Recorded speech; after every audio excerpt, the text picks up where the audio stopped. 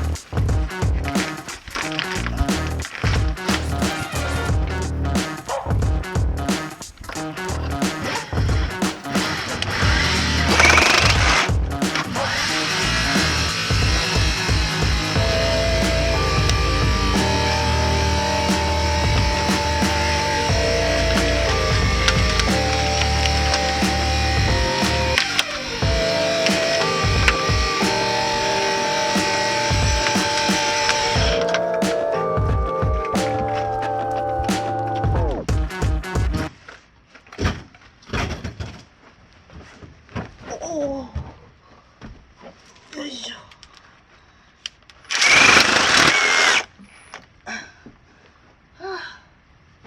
あ、なんか水が溜まってるのか。よいしょ。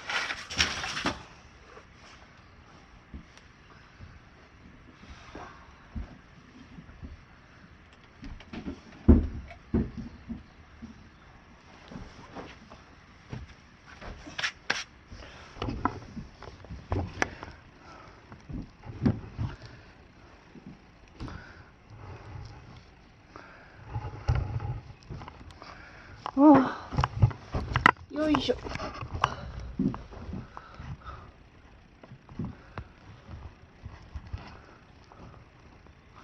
これ途中から鉄管なの？途中から鉄管なの？塩ビのところは終わったけど。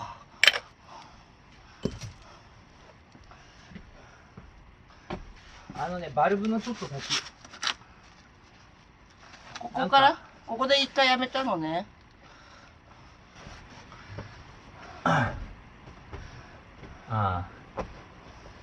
こっから鉄管だな。だよね。引き出した方がいい。ちょっ本当？引き出せるの？あ、カメラ。